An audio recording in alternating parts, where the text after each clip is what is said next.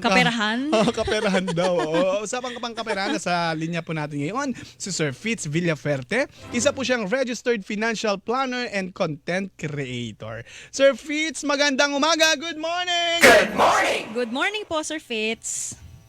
Hello and good morning sa inyo. Hello Pamela, hello Tuti and sa mga kapuso natin. And thank you for inviting me today. No, maraming salamat. Oo, kasi alam mo, Sir Fitz, na eto, alam ko naman maraming guilty dito. Ako, guilty ako minsan. Ako rin, guilty si rin ako. Bells, guilty din. Kasi di ba minsan hindi, ang hirap humindi sa ating mga kaibigan na laging nagyayaya sa galaan at kainan. Minsan pa nga sa inuman, di ba, sir? So, yung pag-usapan natin, paano nga ba natin i-handle yung mga ganung klaseng sitwasyon na nagyayaan na, ayan na. Meron ba tayong mga tips dyan, Sir Fitz? Well, ang unang tip dyan ay huwag tayo makipagkaibigan sa mga magagastos. Rule Hindi natin number one ba yun, Sir maiiwasan Fitz? yan. Hindi, ano friend natin? Rule number Oo, one. hindi natin maiiwasan yan. Ang sa akin, lahat naman yan pwedeng mapag-usapan. No? So, kung may mga times kasi na okay naman tayo, no, maganda yung budget natin, pero may mga panahon na medyo kailangan natin magtipid kasi maraming gasto. So, pag nangyayari yon, pwede na natin kagad sabihin sa mga kaibigan natin, "Uy, medyo nagtitipid ako. Kung meron kayong lakad na hindi pasok sa budget ko, hindi ako sasama." Wag naman natin pagbawalan yung mga kaibigan natin na lumabas, no? Sasabihin lang natin na hindi ako sasama kasi nagtitipid ako, or pwede ka ring mag-suggest na okay sa lumabas tayo, mag-bar tayo, baka gusto nyo sa bahay na lang tayo, tumambay na lang tayo sa bahay. So, pwede ka rin mag-suggest ng mga mas affordable na mga gimmick or lakad ninyo. So, ang bottom line, nagsisimula lahat yan sa pagiging honest and open sa mga kaibigan mo. So, wag tayong pa-feeling RK, ika nga rich kid na kunyari, makikisabay ka sa kanila, walang-wala ka na nga, oo. gipit na gipit ka na, di ba, Sir Fitch? Oo. Ang ayaw kasi nating mangyari ay all along, yung mga kaibigan mo, iniisip nila na okay ka, pero ikaw mismo, sa loob mo, unti-unti ka nang naiinis sa kanila kasi ang gastos-gastos na. So, parang ang mali naman yung nangyayari na ikaw nagagalit ka na sa kanila, naiinis ka sa kanila, tapos sila, hindi nila alam, ikaw pala, sumasama na yung loob mo. So, be open about it. Tapos, para naman tuloy-tuloy pa rin yung pagsasamahan ninyo, ikaw na mismo yung mag-initiate na mag-suggest ng mga mas mura or mas affordable na lakad. And of course, kung totoo mo sila kaibigan, Ayun nga eh. maintindihan nila yun, hindi kanila pipilitin, no? Lalo na ngayong summer, kasi syempre may mga out-of-town trips yan, no? Totoo. So, ikaw mismo, dapat maaga pa lang, nagpaplano pa lang, sabihin mo na kagad sa kanila, "Uy, Pass. magkano ba yung budget dyan?" At Alamin mo na. oo. At titingnan ko pa yung budget ko, hindi ako makakasama kung over sa budget ko. So mag video call na lang kayo sa akin pag nandun na kayo sa beach. Paano kayo? para Pinakalungkot mukhang naman kasama nyo yun. pa rin ako. Oo, Parang ganun paano na lang siguro. And of course, since summer nga at malamang may out of town, on your part, since expected na rin yan na mag-out of town so siguro ikaw mismo, maaga pa lang, nag-aalat ka na ng budget. Sa mga expected mo na magiging gastos. Katulad na mga out of town sa summer or may parating na birthday ng kaibigan mo. So, mag-ipon ka na ng pangregalo or alam mo yon, or alam nyo na lalabas kayo, gigimik kayo kasi magse-celebrate ng birthday yung kaibigan mo. So, syempre kahit na malilibre siya ng dinner, what if after dinner magyaya na Kape. mag-club or mag-bar, di syempre usually KKB na yun, yung Totoo. after nung kainan. So, ikaw mismo, mag-ano ka na rin, maghanda ka na rin ng budget para sa mga expected mo na magiging gastos. Para hindi din tayo mabibigla sa mga yung mga Gastusin. na biglaan. Oo. Paano kung sinabi ng kaibigan mo, di ba sinabi mo naman, walang-wala ako, friend. Ako bahala, papautangin mo na kita. Yun. Nako, yan na. Pag Pag pumasok sinabi, na yung utang, Sir Fitz. Para sa akin, kasi hindi naman siya necessary expense. So, kapag in-offer na papautangin ka, I would say na mag-decline ka, humindi ka. Kasi syempre, kahit na utang yan, what if magkaroon ka ng personal emergency na importante, di lalong hindi mo mabayaran yung utang. At saka, kahit na nag-offer sila na pautangin kanila, marami pa rin talagang mga pagkakaibigan na nasira dahil sa utang. So, at that time, okay sila magpa-utang sa'yo, pero ikaw, hindi mo alam kung kailan mo mababayaran yon, di ba?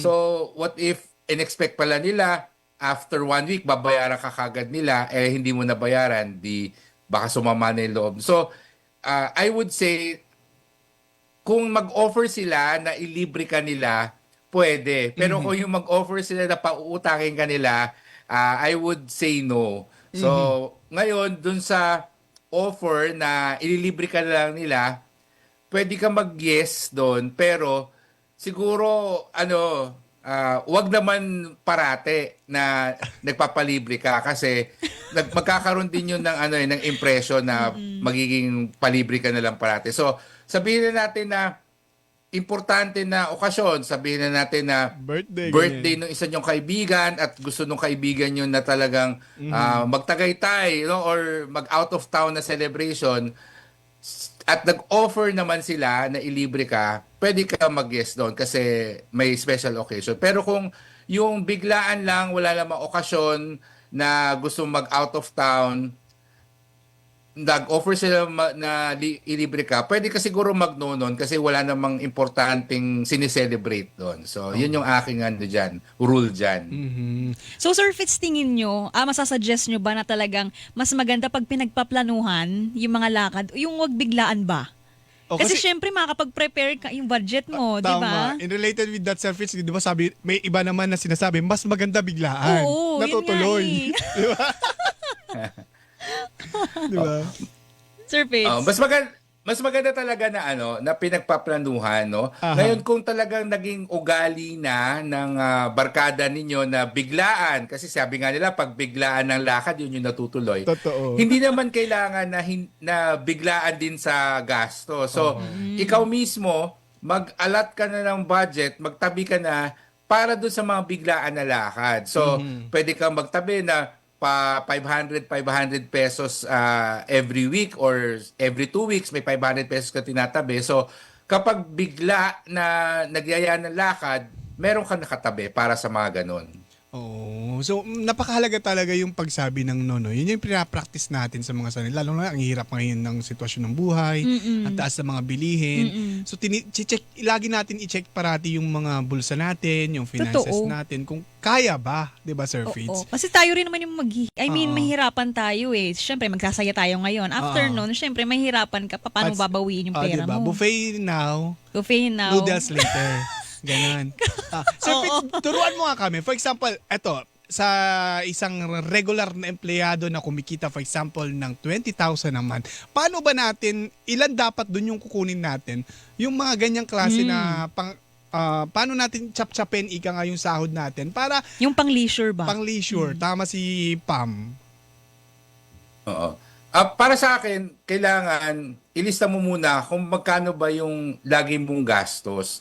Kasi may mga nagsasabi na pag magbabudget, 50% dito, 20% dito. Pero kasi hindi ideal yon dahil iba-iba tayo ng lifestyle, iba-iba tayo ng pinagkakagastusan. So, simulan mo muna sa paglilista, ano ba yung necessary expenses mo? Magkano ba usually yung kuryente mo? Magkano usually yung grocery mo, etc. So, sabihin na natin na ang mga necessary expenses mo, yung renta, kuryente, grocery, lahat ay 15,000.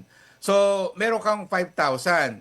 Ngayon, mag-set ka rin magkano yung gusto mong iniipon every month. So, sabihin na natin na 1,000 pesos every month mag-iipon ka.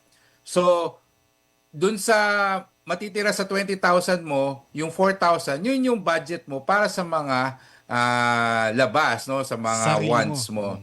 Oo. So, kung hindi mo alam kung magkano ba yung mga necessary expenses mo, mahihirapan ka mag-budget. So, ang tip ko lagi diyan, magsimula ka sa paglilista ng gastos mo. Meron naman tayong mga cellphone lahat. So pag every time na gumagastos ka, ilista mo.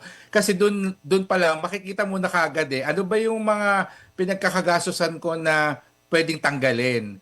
Katulad ko, ang ginagawa ko dati, ang nangyayari pala sa akin, kapag lumalabas ako, ay bili ako ng mineral water kasi madali akong uhawin. So nung na-realize ko yun na kahit na pa 20 pesos lang to, ang daming beses, 2-3 beses ako bibili ng mineral water. Siguro mas makatipid ako, magdadala na lang ako ng water bottle. So ngayon, naka-water tumbler na lang ako. Pag lumalabas, madali namang humingi ng tubig na inumin sa mga restaurants ngayon. So lagi ako may baon na tubig. And imaginein mo yon, kahit na 50 pesos a day lang yung natipid mo, pag minultiply mo yun ng 30 days, 1,500 pesos din yun na additional na natipid ko. So, ilista nyo kung magkano yung mga gastos ninyo o ano yung mga gastos ninyo, makakakita ka ng paraan para makatipid doon. Tapos, bukod dun sa mga gastos, i-prioritize din yung pagsisave ng every month. And mararamdaman mo naman yan na kung magkano yung amount na matitira sa'yo para sa mga panggimik or sa mga panglabas nyo. Maayos pa ba natin yung ugali natin kung tayo ay isang one-day millionaire na tinatawag, Sir Fitz? I'm sorry, ano yun? Maayos pa ba natin yung kaugalian natin na, for example, meron tayong sapat na pera, kasasahod lang, may 13-month pay, Christmas bonus. Kaya bonus, yan. Maayos pa ba natin yung pag-ugali natin na nagiging one-time millionaire tayo, one-day millionaire? Yung ugali kasi na parang one-day millionaire, ang pinag-uugatan niyan kasi is yung naawa tayo sa sarili natin kapag kapos tayo, no, na hindi natin magawa yung mga gusto natin. Kaya pag bigla tayo nagkaroon ng pera, talagang binibili natin lahat ng gusto natin. Mahirap yan ayusin kung unang-una, matagal mo nang ginagawa. Pangalawa, yung mga kaibigan mo, mga kamag-anak, kapatid mo, ganun din yung ugali. So, kailangan meron kang conscious effort na baguhin. And although sinasabi natin na madali siyang sabihin pero mahirap gawin, pero para sa akin, okay pa rin na sinusubukan mo. So, minsan kasi yung mga one-day millionaire na mindset, ano siya impulsive behavior na pagdating ng sweldo, tara sanggipsal tayo kasi may sweldo na. So, kailangan yung mga ganong klaseng situation, pwede mo siyang ilista. Yun yung binibigay kong tip Ilista mo, kapag dumadating yung sweldo mo or bigla kang nakakakuha ng pera, ano usually yung mga nagiging, ano usually yung mga ginagawa mo? Bigla kang napapapunta sa mall para mag-shopping, bigla kang nagtataxi pa uwi kaysa mag-jeep or mag-bus kasi mas gusto mong komportable, nagyayaya ka kumain sa labas, etc. Ngayon, once na ilista mo yung mga usual na ginagawa mo pag biglang dumadating yung sweldo, pag dumating yung sweldo, basahin mo yun at sabihin mo sa sarili mo, hindi ko to gagawin. Kasi gusto ko yung pera ko tuloy-tuloy or lagi siyang meron hanggang sa susunod na sweldo, hindi ako nakaka-experience ng petsa de peligro. Kasi kailangan talaga may conscious effort na magbago. Hindi yung sasabihin mo lang pero hindi ka gumagawa ng concrete steps. So para sa akin, ang napaka-effective niyan is ikaw mismo, hulihin mo yung sarili mo. Ano ba yung mga ginagawa ko na kailangan kong itigil? No? Yung, as in specific, hindi lang yung reminder sa utak. At mas nagiging, mas tatandaan mo siya kapag sinusulat mo. Ito yung mga hindi ko gagawin. Wag mo lang siya sabihin. Hindi ko gagawin. Ganyan. Nawawala si Sir Fitz. Yung punto na sinasabi ni Sir Fitz, Pam, napakahalaga talaga na obserbahan mo kung saan napupunta yung pera mo. Oo, at saka mahalaga yung, syempre alam mo na magastos ka, pero i-remind mo ba yung sarili mo na hindi masamang ilista mo na ito yung mga pinagkakagastosan ko o ito yung mga nahihiligan ko. Ganun. Hindi lahat ng deserve ko to ay maganda. Yan nga yung susunod kong tanong kay Sir Fitz. Wala naman si Sir Fitz. Okay na. Tanong mo na, go ahead, Pam. Ayan, Sir Fitz.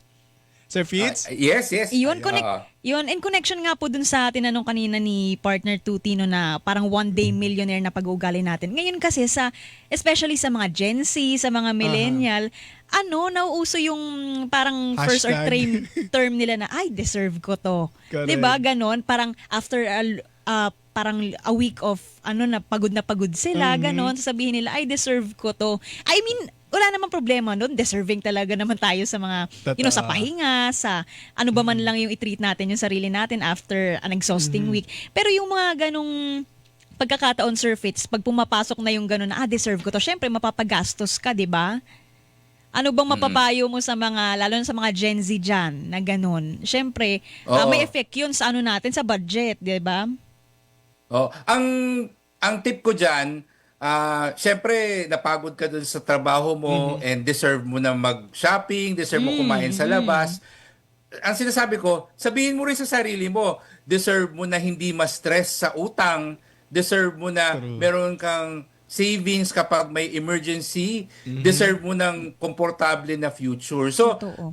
marami tayong mga bagay na mas magiging masaya at komportable yung buhay natin kung marunong tayong mag-control ng ating budget. So, wag tayong tumigil sa pagsasabi na deserve natin itong binili natin na damit, no? So, deserve din natin ng komportable na buhay in the future. Deserve din natin na hindi tayo hahabulin ng mga credit card collectors kasi baon tayo sa utang.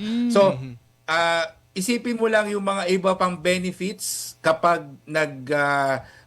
tipid ka, nag-budget ka, and marirealize mo na yung deserve mo na future, mas gusto mo yun kaysa doon sa deserve mo na temporary na kasayahan. Correct. So, yun na nga. Lagi ko nga sinasabi sa programa natin dito, mas deserve natin na maging financially stable talaga. Yes, totoo Diba, yan. Sir Fitz?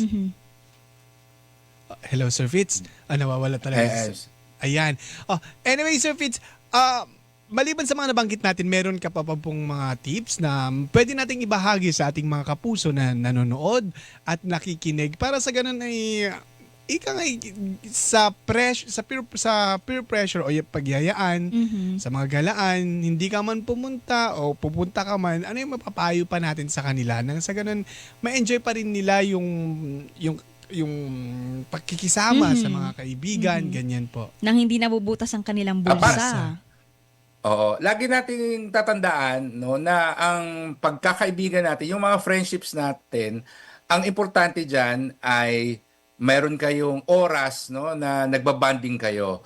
At hindi importante kung ano yung ginagawa nyo, ang importante magkakasama kayo. Correct. So kahit na nasa bahay lang kayo, nakatambay, nagkukwentuhan, versus sa nasa isang bar kayo or nasa isang restaurant kayo na mamahal, pareho pa rin yung bonding na may experience ninyo. So, kung meron kayong challenge sa budget ninyo, pwede nyong gawin yung mas mura na option at hindi kailangan gumastos ng malaki.